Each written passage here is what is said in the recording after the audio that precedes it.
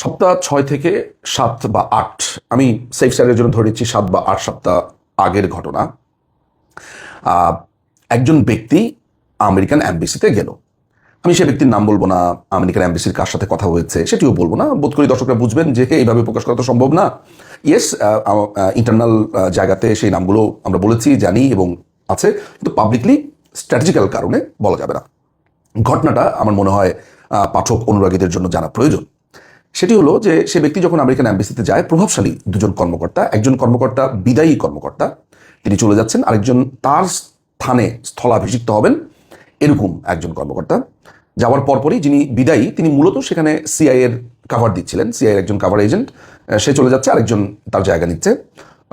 আপনারা আপনারা ডোনাল্ড লুর নাম শুনেছেন, পিটার হাসেন নাম শুনেছেন, সে না। আমরা অনেকের নামই আসলে জানি না, আমরা দুজনকে সামনে দেখেছি। ভেতরে যে কত এরকম কর্মকর্তা এজেন্টরা আছে এটা আপনারা হয়তো জানেনও না, নামই শুনেননি। তবে মোটামুটি যারা খোঁজ খবর রাখে তাদের কাছে পরিচিত মুখ, হোয়াট এভার। তো সেই ভদ্রলোক যাওয়ার পরপরই আমাদের ওই ব্যক্তিকে বলছে যে শেখ হাসিনার মধ্যে কি কোনো অনুতাপ আছে? তিনি এখনো বক্তৃতা দিচ্ছেন ভারতে বসে, ইন্ডিয়াতে বসে, হ্যাঁ তার বিচার হতে হবে, হ্যাঁ তার এটার জন্য বিচার হতে হবে, যা করেছে দুনিয়ার কথাবার্তা। আমেরিকাকে তিনি নানানভাবে অপমান করেছেন, আমেরিকাকে তিনি সবার সামনে বলেছেন বেইস করতে পারবে না, এই করতে পারবে না, আমরাও দেখে নেবো, এই সেই নানান কথাবার্তা। মানে সোজা কথা হচ্ছে যে মানে নর্মালি ডিপ্লোম্যাটরা কিন্তু অনেক কিছু হাতে রেখে কথাবার্তা বলে, এইভাবে মানে একেবারে ব্লাইন্ড অন্ধের মতো কিন্তু বলে না। তারা খুবই টেকনিক্যালি কথা বলে, সফিস্টিকেটেড, এলিট, আপনি শুনলে আপনাকে বুঝে নিতে হবে মিনিং। কিন্তু ওই লোক এগুলোর কোনো রাগডাকি রাখেনি। একটা পর্যায়ে তিনি বলা শুরু করলেন যে ওয়েল, তুমি খুবই ব্রাইট ইয়াং পলিটিশিয়ান, তাহলে ওয়াই ডোন্ট ইউ জয়েন দেন। আওয়ামী লীগেরই কয়েকজনের নাম বললো যে তাদের সাথে জয়েন করো। তো আমাদের ওই ব্যক্তি একটু ভ্রু কুচকালো, বলে তারা কি কোনো ধরনের আলাদা দল করছে আওয়ামী লীগের বাইরে হয়ে? বলে ওয়েল, ওই জন্য তুমি কথা বলে দেখতে পারো। মানে ইঙ্গিত সুস্পষ্ট যে আওয়ামী লীগের পেছনে কিছু লোক তারা আলাদা আলাদাভাবে আওয়ামী লীগের আরেকটা দল বানাতে চাইছে, ইলেকশন করার ধান্দা করছে, এরকম একটা ব্যাপার, যেটা আমেরিকা সিআইএ কাজগুলো করানোর চেষ্টা করছে। খুব বেশি ওই লোক যে এই ব্যাপারে আশাবাদী ওরকম মনে হলো না, কিন্তু সে খুবই কনফিডেন্ট নিয়ে বলেছে যে তুমি কিন্তু অমুক গ্রুপের সাথে বসে কথা বলতে পারো, দে হ্যাভ এ প্ল্যান। তো সে কথায় কথায় প্রতিবাদ করলো যে বাংলাদেশ আওয়ামী লীগকে ছাড়া এই দেশের রাজনীতির কথা চিন্তাও করা যায় না, মাননীয় প্রধানমন্ত্রী শেখ হাসিনা ওনাকে ছাড়া তো চিন্তা করা যায় না, এটা অসম্ভব, তোমরা এটাতে বিফল হবে, এই সেই হাবিজাবি বলছে। বলে লেটস সি আমরা কি করতে পারি। ওয়েল, তখন এনসিপি তাদের কথা এলো এবং জামাতের। তো এনসিপিদের কথা বলতে গিয়ে বললো যে হ্যাঁ ওদের একটু কার্টিসির অভাব আছে, রাত বিরেতে ফোন দিয়ে বসে, ওরা অনেক কিছু জানে না, তারপরে হচ্ছে যে ওদের অপরিপক্কতা আছে, টু মাচ কথাবার্তা বলে, বাট ওয়েল আমরা ঠিক করে নেব। মানে ওরা যেভাবে কথা বলছে এরকম যে ওরা হচ্ছে এই দেশের জমিদার আমেরিকানরা, ওরা নির্ধারণ করবে বাংলাদেশের রাষ্ট্র ক্ষমতাতে কে যাবে, কাকে ঠিক করবে, কার মাফ চাওয়া উচিত, কার বিচার হওয়া উচিত, দেশ কিভাবে চলবে, প্রশাসন কিভাবে চলবে, প্রত্যেকটা মানে আছে না একটু লজ্জা, একটু চোরের মতো কথাবার্তা বলবে, বা একটু ডিপ্লোম্যাটিক টোনে বলবে যে আপনি পুরোটা বুঝতে পারবেন না, বাসাতে এসে আপনাকে বুঝে নিতে হবে, এরকম না, একদম সরাসরি বলছে। জামাতের ব্যাপারে আমেরিকান অ্যাম্বাসির পুরো ব্যাপারটা হচ্ছে এমন যে তারা জামাতকে স্ট্রংলি ক্ষমতাতে আনতে চায় এবং তারা এনসিপি এবং জামাতকে ব্লেন্ড করে রাষ্ট্র ক্ষমতাতে আনবে। তখন আমাদের ওই ব্যক্তি বলছেন যে হোয়াট অ্যাবাউট বিএনপি, মানে বিএনপির ব্যাপারে তাহলে তোমাদের কি? বলছে যে ওয়েল, তারেক রহমানকে ছাড়া যদি ওরা রাজনীতি করতে চায় ওয়েলকাম। তারেক রহমানের ব্যাপারে খুবই মানে কঠোর একটা অবস্থানে নিয়েছে অ্যাটলিস্ট ওই দুই কর্মকর্তা। তো আমি ফোনের মধ্যে বললাম সিরিয়াসলি, কিন্তু আমার কাছে যেই তথ্যগুলো আছে সেখানে আবার ভিন্ন ভিন্ন তথ্য পাচ্ছি যে তারেকের সাথে যোগাযোগ করছে। ইনফ্যাক্ট ওই মিটিংটার পরে আবার যে ট্রেসি অ্যান্ড জ্যাকবসন কিন্তু তারেকের সাথে দেখা করতে গেছে বলে শুনেছি। তো ইন্টারেস্টিং, অর্থাৎ আমেরিকা কয়েকটা টোনে কাজ করে। ধরা যাক তাদের একটা গ্রুপ কিন্তু কথা বলছে অমুকের সাথে গিয়ে, তাদের আরেকটা গ্রুপ অমুকের সাথে কথা বলছে, একটা গ্রুপের সাথে কথা বললে আরেকটা গ্রুপের বুঝতে পারাটা খুব কঠিন। কিন্তু সবগুলো গ্রুপের একটা ইন্টারেস্টিং ব্যাপার হচ্ছে ওরা বাংলাদেশে একটা ইসলামী শাসন আনার জন্য কাজ করছে। আমেরিকান তো আপনার খ্রিস্টান রাষ্ট্র, তারা তো ইসলামিস্টদের উপরে দমন নিপীড়ন চালিয়েছে ইরাকে, আফগানিস্তানে, লিবিয়াতে, বিভিন্ন জায়গাতে। তাহলে বাংলাদেশে পার্টিকুলারলি তারা এই এক্সট্রিম ইসলামিস্টদেরকে ক্ষমতায় আনতে যে মেকানিজমটা করছে, এইটা কেন আমরা দুজন ডিসকাস করছিলাম, ওয়াই, এটা নিয়ে আমরা কয়েকজন আলোচনাতেও বসছিলাম, হোয়াট ইজ দ্য রিজন। আমরা তখন একটা ব্যাপারে একটু নিশ্চিত হয়েছি যে it's kind of a proxy war, অর্থাৎ মেইন টার্গেটটা হচ্ছে মূলত ভারত। এবং আমরা যে মনে মনে ভাবি না যে ট্রাম্প এলে জর্জ সরোসের ক্ষমতা কমে যাবে, ট্রাম্প এলে বাইডেন প্রশাসনের অমুক থাকবে না তমুক থাকবে না, ব্যাপারটা কিন্তু ওরকম না। আমেরিকা তার পররাষ্ট্রনীতির জায়গাতে ভেরি ইন্টারেস্টিং, দেশের মধ্যে তারা যাই হোক না কেন, বাইরে তাদের লাভ যেই জায়গাতে সেই জায়গাতে, তা না হলে এক্সিলেট এনার্জির প্রধান পিটার হাসের ঝাপাঝাপি, ট্রাম্প প্রশাসন কিছু করছে না, এগুলো খুবই ইজি বোঝার, যারা একটু এই দেখছেন কি হচ্ছে না হচ্ছে। আমি নেপালের ব্যাপারটাতে আসতে পারি। নেপালের ব্যাপারটাতে দুটো ধারণা আছে। একটা ধারণা থেকে বলা হচ্ছে যে ভারত বিরোধী যেই সরকারটা নেপালে ছিল সেটা সরে গেছে, ডিপ স্টেট এখানে পরাজিত হয়েছে, এখানে মূলত ভারতের একটা সাপোর্টেড গভর্নমেন্ট এসছে। ওইটা আমি মনেই করি না, এইটা সিআইএরই ডিপ স্টেটেরই কাজ, ওই একই মডেল তারা ফলো করেছে। তো এই জিনিসটা নেপালের যে ঘটনাটা হয়েছে, এর আগে শ্রীলঙ্কাতে যেটা হয়েছে, শ্রীলঙ্কার ব্যাপারে অভিযোগ ছিল তারা খুবই চায়না অভিমুখী হয়েছে, আমেরিকা করেছে, এটা সবাই জানে। এবং মজার ব্যাপার কি খেয়াল করেছেন, সেই ভদ্রলোকও কিন্তু গ্রেফতার হয়েছে কদিন আগে।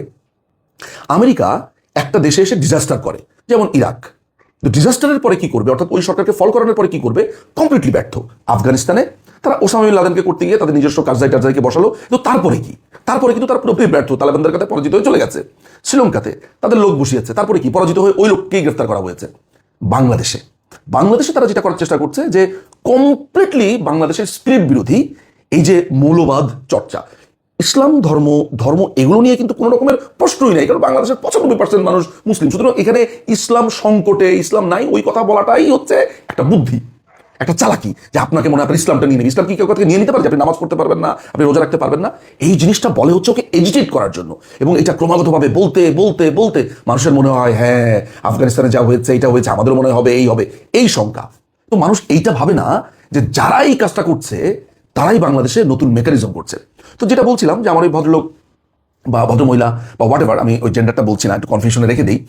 তো সেই আমেরিকান অ্যাম্বাসিতে যখন কথাবার্তা বললো, ওদের পুরো ধান্দা হচ্ছে ওরা জামাতকে এই ইলেকশনের সামনে নিয়ে আসবে, রাষ্ট্র ক্ষমতাতে নিয়ে আসবে।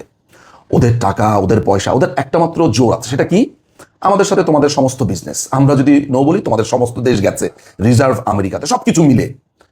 অর্থাৎ এমনভাবে আমরা রপ্তানিমুখী, অর্থাৎ আমরা যদি গার্মেন্টসের পণ্য না নিতে পারি, আমাদের থেকে তারা জিনিসপত্র না কিনে, ওরা আমাদেরকে অনুদান না দেয়, আমরা শেষ হয়ে যাবো। এবং সেই পাওয়ারেই তো ছড়ি ঘোরাচ্ছে বাংলাদেশ। যদি এমন হতো যে বাংলাদেশ এগুলো ক্যারি করে না, বাংলাদেশের সারা পৃথিবী জুড়ে বাংলাদেশের মার্কেট, বাংলাদেশের মানুষ ছাড়া পৃথিবী চলতে পারবে না, বাংলাদেশের টেকনিশিয়ান ছাড়া চলতে পারবে না, বাংলাদেশের ইঞ্জিনিয়ার ডাক্তার ছাড়া পৃথিবী চলতে পারবে না, তাহলে আমরা ভারতের মতো একটু পাওয়ার নিয়ে কথাবার্তা বলতে পারতাম। ভারত যেরকম পাত্তারাত্তা দেয় না, চায়না যেমন পাত্তারাত্তা দেয় না, আমাদের এটা দিতে হয়। এবং সেই সুযোগই তার একটা কলোনি গড়ে তুলেছে। এই যে ডাকসুর ইলেকশনটা হলো, ওই প্ল্যানের থেকে এটা বাইরে না। এখন আপনি আমাকে প্রশ্ন করতে পারেন, অনেকে আমাকে প্রশ্ন করেন, নিজুম ভাই কি হচ্ছে, যেই মানুষটা আপনার লাল বদর হয়েছিল, যে মানুষটা সেই সময় গভর্নমেন্টের এগেনস্টে, বাংলাদেশ আওয়ামী লীগের এগেনস্টে গেছে, দিনে 3বার ফোন দেয়, দাদা ভুল করে ফেলেছি তো বলেন না, দাদা ভুল করে ফেলেছি বলেন না, কি করছেন আপনারা, কিছু একটা হবে, আর তো পারি না। ওইটা ওগুলো নিয়ে আমি ডিসকাস করতে চাই না। ধরেন আমি এগুলো কিছুই জানি না, আমি জানি না, আমি একটা সাধারণ মানুষ, আমি কেমনে জানবো এত ভিতরের খবর, আমি কি ডিপ স্টেট, আমি জানি না আওয়ামী লীগে কি হচ্ছে, কি প্ল্যান, এগুলো আমি একটা সাধারণ মানুষ, আমি এমনি কথা বলি। কিন্তু এতটুকু তো বলতে পারি যে এই দিন খুব বেশি দিন থাকবে না। আমরা নেমেছি ছাই দিয়ে, এটা ধরেন ধুম করে রাষ্ট্র ক্ষমতাটা আমরা নিয়ে নিব এমন না, ছাই দিয়ে নেব। কিন্তু সেটাতে আসার আগে আমি আপনাদেরকে বলছি যে এই বাংলাদেশ কি প্রশ্ন করছে এই তরুণরা, যে তাই তো আমেরিকা ডিসাইড করছে কে হবে ভিপি, কে হবে কোন প্রশাসনে যাবে। জামাতকে তারা বলে দিচ্ছে তুমি এইটা করো ওইটা করো, তোমার পেছনে আমি আছি। এনসিপিকে টাকা দিচ্ছে। এই যে ওয়েস্টিন হোটেলে যে লোকটি মারা গেল আমেরিকান, সে একটা স্নাইপার, প্যারা কমান্ডো, ওরা লাশটা নিয়ে গেল, ময়না তদন্ত কিচ্ছু হলো না। কেউ প্রশ্ন করেছে, কোনো মিডিয়াতে কি দেখেছেন ওই মৃতের খবরের পর আর কোনো খবর এই লোকটাকে নিয়ে নিতে? দেখেননি, আপনি এটা দেখবেনও না, কারণ দেশটা চালাচ্ছে আমেরিকা। আপনি কি একবারই বলেছেন ঢাকা না ওয়াশিংটন, ঢাকা না ওয়াশিংটন, ঢাকা না নিউ ইয়র্ক, ঢাকা না, আপনি শুনেছেন ঢাকা না দিল্লি, অর্থাৎ সমস্ত ঘৃণা এই আমেরিকান এজেন্সিগুলো ভারতের উপরে চালিয়ে দিচ্ছে। এখন আপনি আমাকে দিল্লির দাস, ভারতের দাস বলে, রয়ের এজেন্ট বলে সারাদিনই তো গালিগালাজ করেন আর ইচ্ছা মতো করেন। কিন্তু একটা প্রশ্ন আমি আপনাকে করতে চাই, আচ্ছা এই যে 1 বছর 3 মাসের মতো চলে যাচ্ছে, ভারতের সাথে আওয়ামী লীগ নাকি অনেক দাসত্ব চুক্তি করেছে, একটা সিঙ্গেল চুক্তির লাইন দেখাতে পারলো না। একটা মসজিদে উলুধ্বনি হয়েছে দেখাতে পারলো না। দেশ আওয়ামী লীগ বিক্রি করে দিয়েছি হতে পারলো না। কি অদ্ভুত, তাই না? আপনাকে ক্রমাগতভাবে বলছে দেশ ভারত দখল করে নিয়েছে, ভারতীয় হয়ে গেছে। অথচ আমি পুরো দেশ জুড়ে আমেরিকা দেখি, আমেরিকান প্রভাব। কিন্তু ওরা কিন্তু আবার আমাদেরকে ভিসা দেয় না, মানে যা কিছু করছে আমার দেশে এসে আমার থেকে 2 কোটি লোক নিয়ে যাবে বাবা, তাহলে তো বুঝতাম যে তোদের দেশ এত উন্নত, এখানে 2 কোটি লোককে নিয়ে যা, তাহলে তোদের একটু প্রশংসা করতাম। তাও নিচ্ছে না। সমস্ত কিছু আমার ঘাড়ের উপরে বড়ই রেখে, আমার মাথার উপরে বড়ই রেখে ওই মরিচার লবণ দিয়ে খাচ্ছে। আমার এই কথাগুলো তেতো মনে হবে, আমার এই কথাগুলোকে মনে হবে হ্যাঁ উনি মনে হয় এইভাবে কথা বলছে, আমার ওনার অঙ্গভঙ্গিই ভালো লাগে না, আমার ওনার কথাই ভালো লাগে না, আমার ওনার কথা শুনতেই ভালো লাগে না। এরকম অনেকে বলে না, নাস্তিক আমাকে বলে, আমাকে কত কিচ্ছু বলে। কিন্তু ভাই এই দেশটাকে আমি ভালোবাসি, আসলে এই দেশটাকে ভালোবাসি। ওই যে মাঝে মধ্যে খুব বলি না যে এই বাঙালি একটা বিশ্বাসঘাতক, বাঙালি মানেই খারাপ, আমি মাঝে মধ্যে খুব রেগে গিয়ে বলি না বিভিন্ন চ্যানেলে, এই জ্বালা বুকের ভেতর থেকে বলি। চোখের সামনে যখন রাজাকারের আস্ফালন দেখি, এই ধর্মীয় উন্মাদদেরকে, মাথা রাখবেন আমার চাচি, খালা, মামি, আপনি, আমাদের আশেপাশের যেই প্রতিবেশী মানুষ, এরা কিন্তু ধর্মীয় উন্মাদ না, চিল্লায় বলেন ঠিক বলেন না, আমি কিন্তু শুধু তাদেরই বলি, ওই উন্মাদদেরকে, ওই মৌলবাদীদেরকে। এটা যারা বুদ্ধি আছে তারা বুঝবে যে কাদের বিরুদ্ধে আমার এই বলা। কিন্তু এসব সবকিছু ছাপিয়ে এই দেশটা তো আমেরিকার একটা কলোনি হয়ে গেছে। এই কলোনি যদি এমন হতো যে কলোনি হওয়ার কারণে আমেরিকাতে যাচ্ছেন আপনারা 5 কোটি লোক, তাও বলতাম যে যা ওই দেশেই চলে গিয়ে টাকা পয়সা রোজগার করে দেশে বেটা। তাও করছে না, আপনার দেশে থেকে ব্যবসা করছে, আপনার দেশের গ্যাস নিয়ে যাচ্ছে ডিপসি থেকে, আপনার বন্দরে নিয়ে যাচ্ছে, আপনার দেশকে ব্যবহার করে ওরা মায়ানমার কেন্দ্রিক এখন বেইস বানাচ্ছে, যাতে ওদের ভবিষ্যতের টার্গেট হচ্ছে চায়না এবং ভারত। আমি তো বললাম এই বাংলাদেশ খণ্ড বিখণ্ড হবে, তখন হয়তোবা আমরা অনেক বৃদ্ধ হয়ে যাব। যাদের মনে থাকবে, আমাদের সময়ের যারা তরুণরা হয়তোবা হাত জড়িয়ে ধরে বলবে যে দাদা 2025 সালে তো অনেক বলেছিলেন, বলতে বলতে বলতে বলতে আপনাদের আপনাদের চুল দাড়ি পেকে গেছে, বলছেন, আমরা কেউ বিশ্বাস করিনি, আমরা মানতে চাইনি, আমরা ভেবেছি না আপনি যেহেতু আমলি করেন, আমরা ভেবেছি আপনার মনে ইন্ডিয়ান কানেকশন, এই সেই আবি যাবি, এগুলোর জন্য আমি একটু সরে সরে থেকেছি, এই করেছি না, ভয় পেয়েছি। একসময় কাঁদবেন, আমার কথাগুলো মনে পড়বে। মনে পড়েছে না, আমি ওই যে 2023 সালের 13ই আগস্ট বলেছি যে বাংলাদেশে কি হতে যাচ্ছে, ইউনূস সরকার নেবে, হোসেন জিল্লুর সিআইএর এজেন্ট, সব তো ফলেছে। ওরা এই দেশে একটা প্রবলভাবে চেষ্টা করছে ইসলামিক রিপাবলিক বানানোর জন্য, প্রবলভাবে এই দেশটাকে তারা একটা আফগানিস্তান বানিয়ে আস্তে করে ভাগবে। ওদের টার্গেট হচ্ছে মায়ানমার। কোনোভাবে এখানে একটা কন্ট্রাক্ট বেইস বানাবে, করিডোর বানাচ্ছে। ইউনূস শুধুমাত্র একটা কেয়ারটেকার হিসেবে এসেছে, আর এই টোকাইয়ের বাচ্চা এনসিপি এগুলোকে জাস্ট চুষুনির মতো লাথি মেরে এদেরকে ফালাবে। কিন্তু উদ্ধার করবে কে? বাংলাদেশ আওয়ামী লীগ। মুক্তিযুদ্ধে পাকিস্তানিদের থেকে আপনাদেরকে উদ্ধার করেছি, আপনাদেরকেই সাথে নিয়ে আমরা করব।